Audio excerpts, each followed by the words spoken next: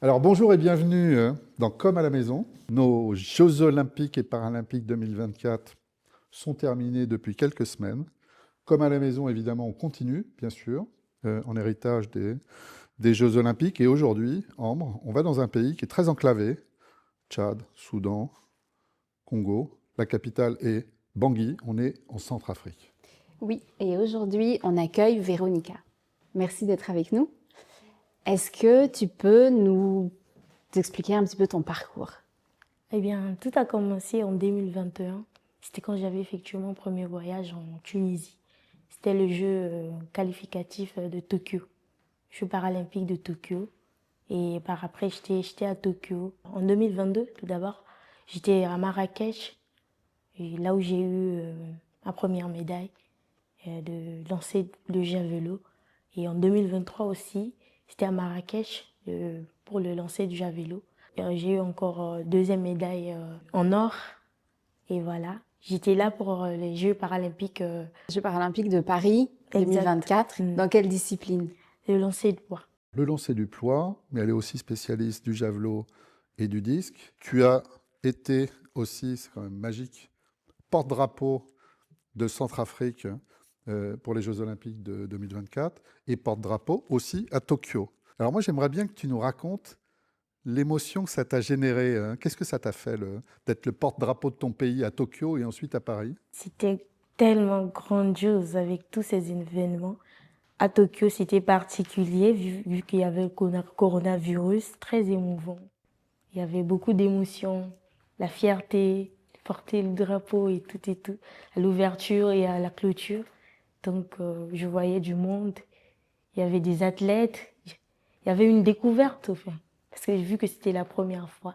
Ouais, c'était la Très première fois rayonnant. que tu faisais des Jeux Olympiques et Paralympiques, en Oui, fait. c'était la première fois. Énorme, Oui. énorme. Donc Très une fierté de représenter ton pays, en Une fait. grande fierté. Et est-ce que tu peux nous raconter un petit peu les Jeux olympiques de Paris? Ben, c'était très bien passé, vu l'organisation. Tout comme Tokyo, mais pour Tokyo, c'était particulier, comme je l'ai dit tout à l'heure. Mais pour Paris, c'était aussi super bien, avec l'arc Ouais, de triomphe. L'Arc de Triomphe? Pour nous, c'était ici, le défilé, l'émotion, la fierté. Comment j'étais sur la piste en train de défiler, de rouler le drapeau. Ça faisait vraiment tout. Alors, tu parles beaucoup d'émotions, en fait, mais Trop d'émotions. Mais il y a eu des performances quand même. Il y a eu, bon, pas vraiment comme Tokyo, hein, mais bon. tu as fait 9e à Tokyo, tu as fait J'ai 8e à Paris. 9e à Tokyo, 8e à Paris. Donc, la performance de Tokyo était vraiment bien, puisque c'est de Paris. Et comment on se sent après avoir participé aux Jeux olympiques de Paris? Bon, la préparation, c'était pas ça, mais bon, C'est-à-dire, genre, il y avait des petites difficultés. qu'est-ce qui était difficile dans la préparation pour toi? Comme vous le savez, la République centrafricaine, c'est un pays sous-développé. Donc, il y avait des petits soucis De de matériel, matériel, d'infrastructure. de déplacement, exactement. Ouais, Le c'est staff, il n'y avait pas des conditions réunies et pour pouvoir préparer ce grand jeu, comme vous le savez. Bon, on peut dire que c'est un côté positif, parce que, en fait, Malgré Malgré les les difficultés, mais vous avez quand même réussi on à a- être sélectionné Exact. parmi peu d'athlètes africains qui sont venus Exact. ouais, puis, en paralympique pour les Jeux olympiques de puis Paris. 2 Olympiades, tu as fait Tokyo, tu as fait Paris. Est-ce que tu vas aller faire Los Angeles demain? Oui, je compte pas abandonner quand même. Je compte aller faire aussi Los Angeles, comme me préparer dès maintenant pour pouvoir Oui, exactement. m'attendre à un bon résultat. Ouais. Et alors, Los Angeles, tu feras, parce que le javelot, c'est pas une discipline olympique, mais le poids Je ferai et le disque, le disque tu et feras le les poids. deux? Et nouveau porte-drapeau? Ça, c'est sûr.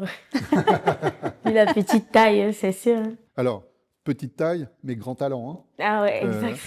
Parce que, en fait, Ambre, Véronica, elle est athlète de haut niveau.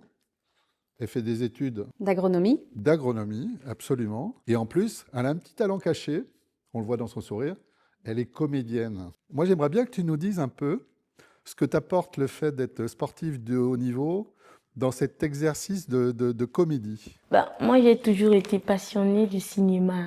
Donc, du coup, entre-temps, je faisais le sport et je faisais aussi mes petites vidéos pour lancer sur les réseaux sociaux. Super.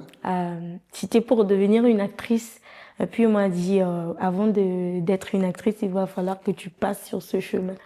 Il faut que tu te lances dans des petites vidéos pour ne pas avoir peur de caméra et tout et tout. Donc, du coup, je me suis lancée et puis, boum, j'ai vu aussi ce côté. Donc, je donnais du rire avec mes gestes et tout et tout. Je parlais pas, mais des gestes, des petits gestes qui montraient que voilà, je faisais du rire. Et puis voilà, vu avec mon apparence. Et puis...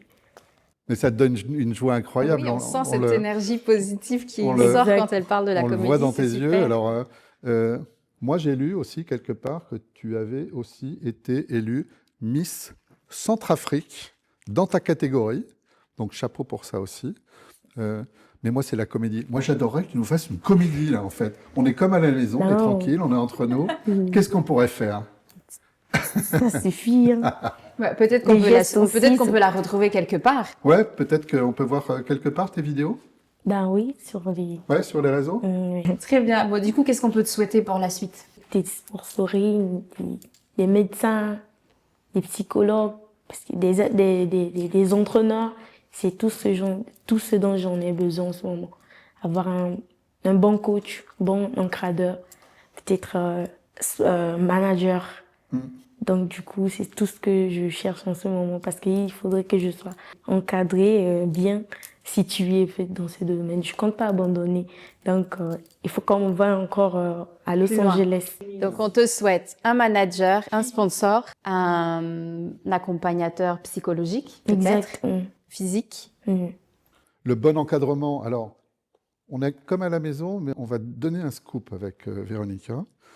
Puisqu'il y a un média qui s'appelle Women Sport Africa qui va lancer un team d'athlètes début 2025. Et Véronica, elle fait partie de notre team d'athlètes et on communiquera sur tout ça. Wow. Et on est très, très heureux qu'elle soit dans notre team d'athlètes et on va l'accompagner notamment sur la micronutrition. Puisque les Américains et Los Angeles sont très forts sur la micronutrition, eh bien, il n'y a aucune raison que les athlètes africaines elles ne bénéficient pas de cette technique-là. Donc on en reparle peut-être un jour dans Comme à la maison. Et on espère pouvoir lui trouver un sponsor pour faciliter aussi les autres domaines.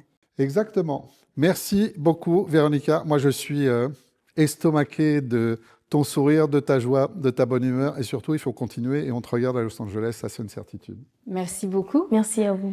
Si vous voulez retrouver Véronica sur les réseaux, où est-ce qu'on peut te retrouver? Sur Instagram, Facebook et TikTok. Très bien. Et vous pourrez suivre les aventures de Comme à la maison, parce que ce n'est pas encore terminé. Et n'hésitez pas à continuer à partager les vidéos pour qu'il y ait de plus en plus d'athlètes qui puissent être vus sur les réseaux et pourquoi pas à continuer jusqu'à Los Angeles. Absolument. Merci Anne, merci Véronica. Merci. Merci. À très bientôt.